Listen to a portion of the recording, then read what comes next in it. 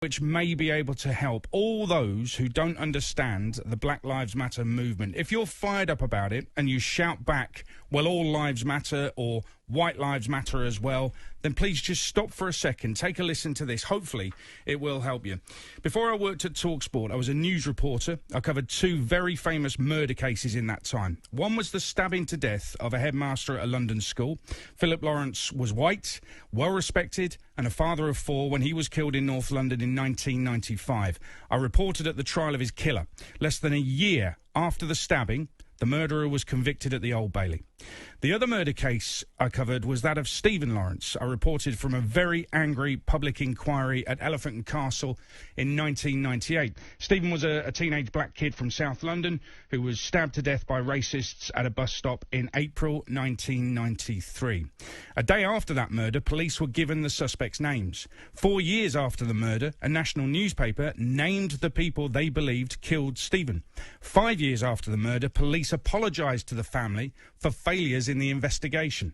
6 years after the murder, the Met Police was accused of institutionalised racism in a government report. They were also accused of incompetence. 19 years after the stabbing of Stephen Lawrence, two of the men on the original list of suspects, literally given to the police the day after the murder, were found guilty of murder and sentenced to life.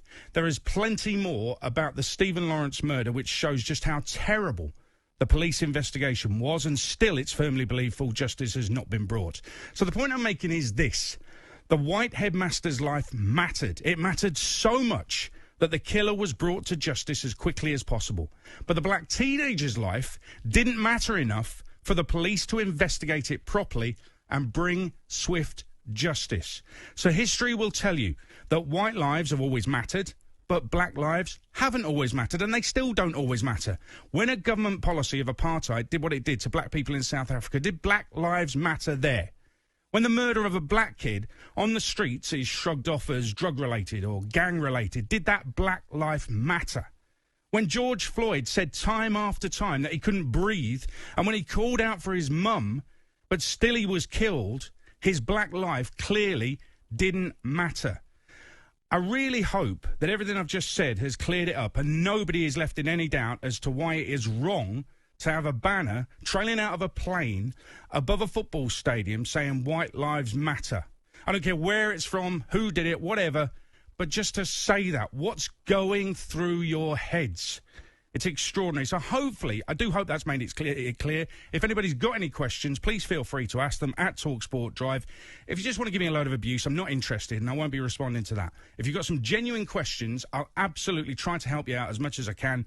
I cannot see how I can make it any clearer why it's such an issue, the White Lives banner and White Lives Matter banner. It is a massive, massive problem.